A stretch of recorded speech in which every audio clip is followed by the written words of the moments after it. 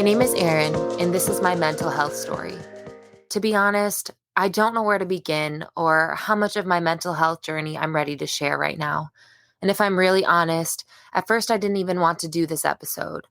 I was afraid to be vulnerable and talk about the painful, dark valley that I've walked through, the valley that I still find myself in sometimes. But I'm here. I'm here to tell my story because I'm still here. I'm living and breathing, and that is a reason to share. I'm not going to share all of the details of what I've walked through, but what I will share will be vulnerable, real, and authentic. And disclaimer, I'm still on this journey. I have not arrived. I do not have all the answers. I still battle depression and anxiety. I'm still recovering from an eating disorder. I'm still grieving. I'm still in pain. But I'm still here, and that's more than enough to continue to carry me through and give me hope for tomorrow. If you know me, you know that writing is my passion, so I decided to write out what I've walked through and share it with you. I hope that after listening to my mental health story, you will be encouraged and find hope in the midst of your own story. I didn't know what depression was until physical pain revealed the deep emotional pain I had buried for far too long. I was 24 years old, with the heart of a 10-year-old who had just lost her brother. I had never grieved the loss of Hunter. That 10-year-old girl didn't know what grief was, let alone have the ability to process the pain. And so she hid behind a mask of strength and perfection. That's how my mental health story began. Perfectly hidden depression. But I didn't know the depths of my pain until 14 years later. I painted a smile on my face so no one could see the pain. I was Kelly tough, so no one would know I was falling apart. I strived for perfection to try to keep everything within my control. I hid my pain so well from others that eventually I hid it from myself. It became my normal. But I'm thankful that I had a place to run with my pain. I knew that God could hold my hurt, and so I brought my burdens to Him. I didn't know where else to go. I clung to Him as my lifeline because He was. Somewhere along the way, anxiety became an unwanted friend. There was a lot that filled my anxious heart. Grief, fear of more loss, brokenness, the expectations of others, physical pain, and living in a world where everything felt out of control. When I was a junior in high school, I started down a road that would take perfectionism and my longing for control further than I ever intended I would go. Body image and food were my new perfection projects. Eat perfect, get perfect results. But that was a lie. What started as wanting to be healthy turned into a very unhealthy obsession and eventually an eating disorder. But I didn't realize until years later that what I was doing was the furthest thing from healthy. In fact, it was hurting me. It continued throughout college, but became a hidden addiction that I didn't know was there. My anxiety grew daily, while pain continued to take root in my heart. And then, my dad was diagnosed with cancer, not once, but 3 times. Each diagnosis brought all-consuming fear, fear that I would lose him. But again, I ran to God for comfort. He met me there and carried me when I felt too weak to go on. Don't get me wrong, I was still afraid. I still battled anxiety, but I had a place to run. Even though I was never alone in my pain, there were seasons where I felt utterly alone. But I knew that no matter what I faced, God was by my side. And through each season, He brought people into my life that He knew I needed. One of those people would become my husband. Parker and I met in 2014 and got married in 2018. His love for Jesus was reflected in how He loved me.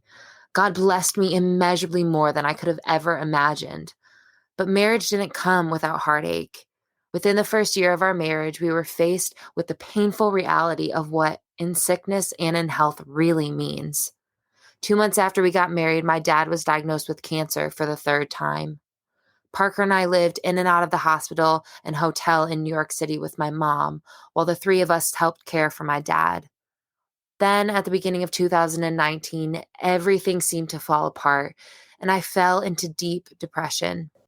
The pain I had buried for all those years finally made its way to the surface. I could no longer hide it, bury it, or numb it out of existence. I could no longer fight against grief. I had to face it. I couldn't hide my hurt, because it needed to be healed. I couldn't continue to bury my brokenness if I wanted to experience breakthrough. I continued to try to numb the pain, but it persisted, refusing to be ignored. With depression came overwhelming anxiety, including panic attacks that felt like heart attacks. There were moments when I thought I was going to die, and moments when I wanted to die. The agony of anxiety was overwhelming, and the darkness of depression felt debilitating. I sought counseling and doctors and medication. I tried outpatient and residential treatment. I was diagnosed with depression, anxiety, PTSD, and anorexia. And a year later, I was diagnosed with Lyme disease, which causes all sorts of painful physical symptoms and also significantly impacts your mental health. All of these are hidden illnesses. I can make the outside look beautiful, but the inside was broken. Not only did I battle mental and emotional pain, but physical pain too. They all combined to create the perfect storm of suffering. In the midst of it all, I continued to go to God, but there was a season where I felt abandoned by Him, a season where my worship was simply a whisper, and my prayers were uttered through tears. For a time, I was angry at God. I ran from Him rather than to Him. I ran after the things of this world to give me counterfeit comfort and temporary relief. I couldn't fathom how He could allow me to suffer such immense pain. I was angry, broken, hopeless, desperate. But although I felt alone and abandoned by God, He was showing up in places and faces all around me. He brought amazing community into my life, people who walked alongside me through the valley, people who loved me despite my brokenness, people who forgave me for the pain I caused them out of my own pain, people who refused to give up on me when I wanted to give up on myself, people who spoke truth over my life when all I could hear were the lies. People who let me borrow their faith when mine was faltering. People who fought for me when I couldn't fight for myself. People who held space for both my hurt and my healing. If you're listening and you're one of those people, thank you. I love you, and I'm so thankful God placed you in my life. You're a part of my healing story. So here I am, May 31st, 2023. Today is a new day. Yes, I still wrestle with depression and anxiety, but the heaviness of darkness has lifted so I can see light again.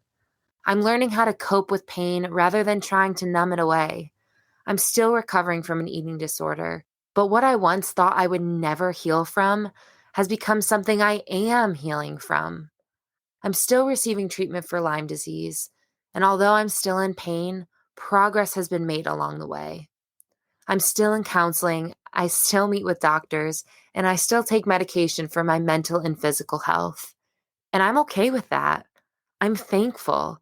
I've realized that asking for help doesn't diminish my faith or make me weak. In fact, it has strengthened me. I've found that there is strength in seeking help through the things that God has given me to aid in my healing. Doctors, medication, counseling. I'm not ashamed to receive help. I think it's brave. I'm so thankful for the opportunity to share my story. This is just a glimpse into what I've walked through.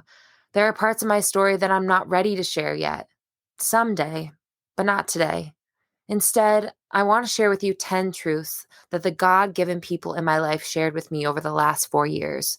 Truths that have helped carry me and been a lifeline in my healing. Number 1, speak the truth out loud.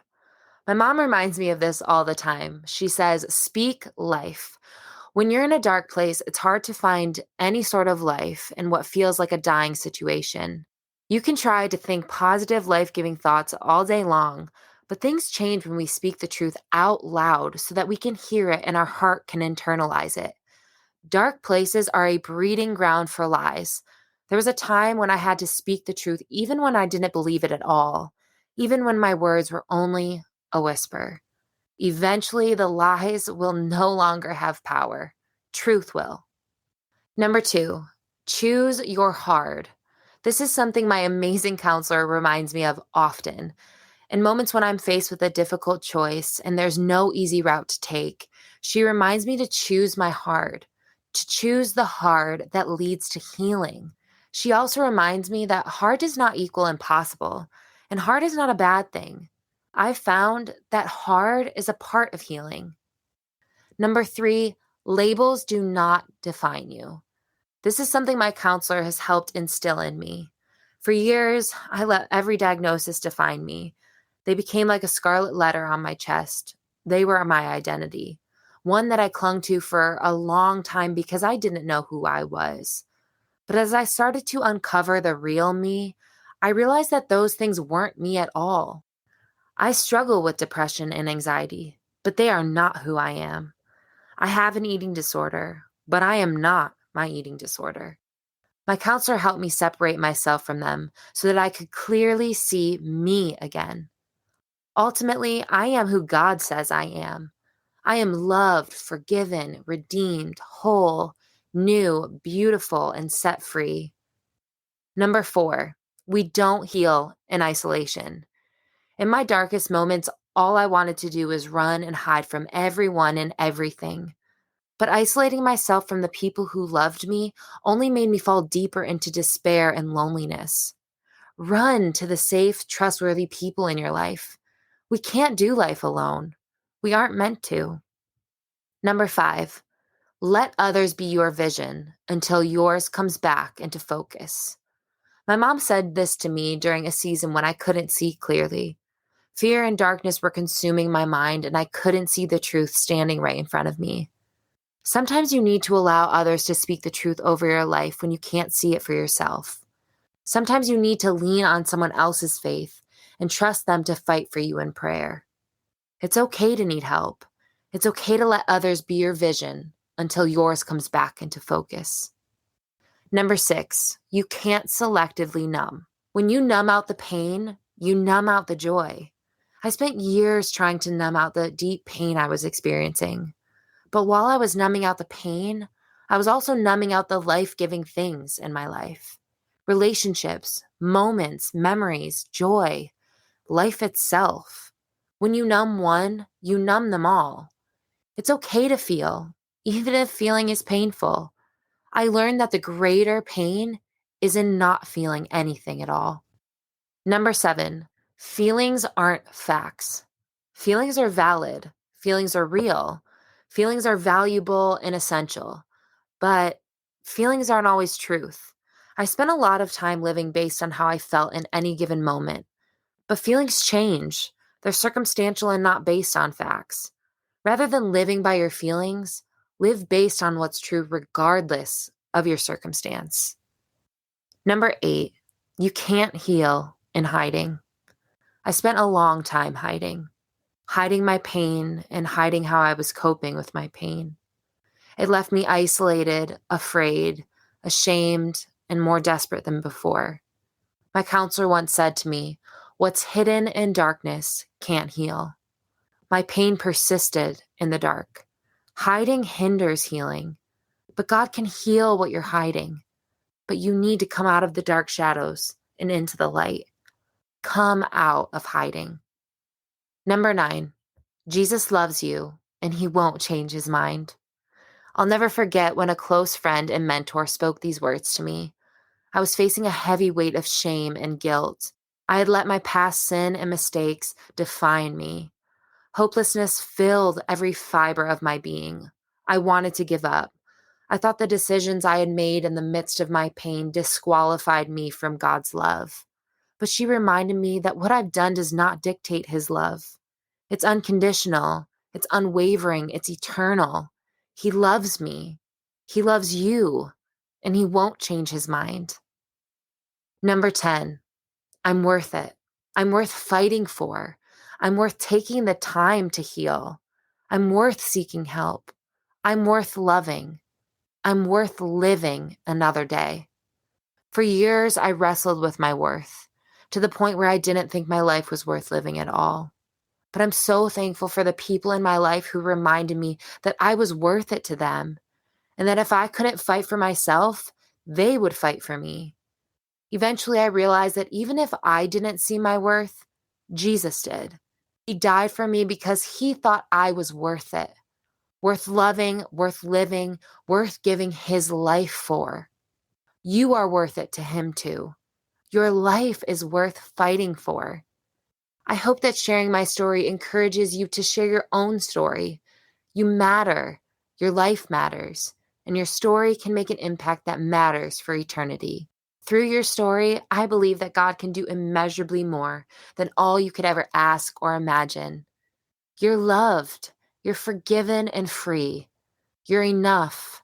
You're worth it. You're going to be okay. Your story isn't over yet. Perhaps today is a new beginning.